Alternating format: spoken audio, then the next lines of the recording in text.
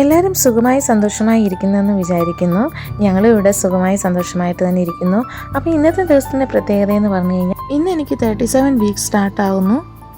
അങ്ങനെ പ്രാർത്ഥിച്ച് വീട്ടിൽ നിന്ന് എല്ലാവരോടും യാത്ര പറഞ്ഞ് ഞങ്ങൾ ഹോസ്പിറ്റലിലേക്ക് പോവുകയാണ്.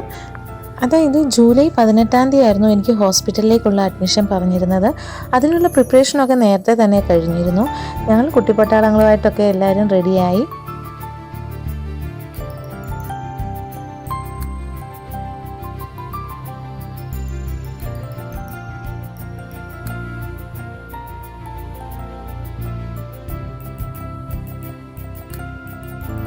എല്ലാവരോടും യാത്ര പറഞ്ഞിട്ട് ഞങ്ങൾ നേരെ പോകുന്ന ഹോസ്പിറ്റലിലേക്കാണ്.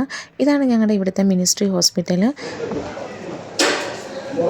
എന്തോ സന്തോഷം അഡ്മിറ്റ് ആകുന്നു.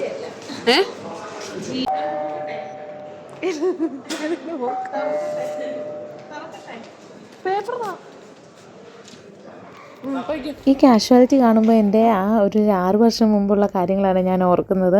എൻ്റെ ഫസ്റ്റ് മോളെയും സെക്കൻഡ് മോളെയും ഇവിടെ തന്നെയായിരുന്നു ഡെലിവറി കഴിഞ്ഞിരുന്നത്.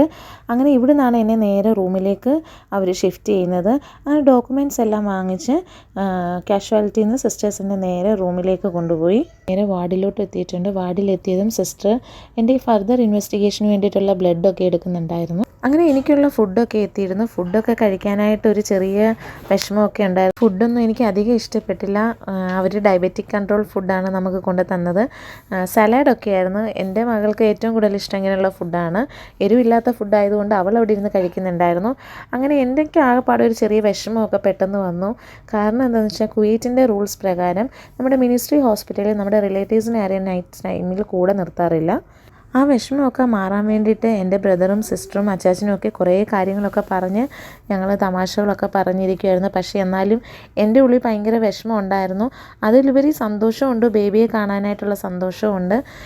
എനിക്ക് 37 വീക്സ് ആയതേ ഉള്ളായിരുന്നു. ഞങ്ങളൊരു 38-39 വീക്സിന് എന്നെ സെക്ഷൻ എടുക്കുമെന്നായിരുന്നു വിചാരിച്ചിരുന്നത്. പക്ഷേ ഡോക്ടർ ഞങ്ങളോട് പറഞ്ഞു 37 വീക്സിൽ തന്നെ അഡ്മിറ്റ് ആകാൻ പറഞ്ഞിരുന്നു. 3 ദിവസത്തെ ഇഞ്ചക്ഷൻ ഉണ്ടായിരുന്നു. അതുകൊണ്ടാണ് 3 ഡേയ്സ് ബിഫോർ അഡ്മിറ്റ് ആയത്.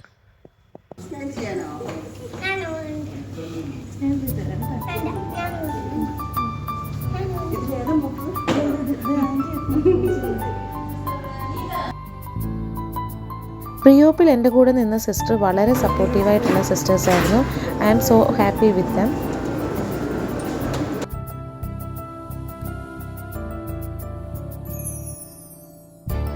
ബാക്കി വിശേഷങ്ങൾ നമുക്ക് അടുത്ത വീഡിയോയിൽ കാണാം. Thank you so much.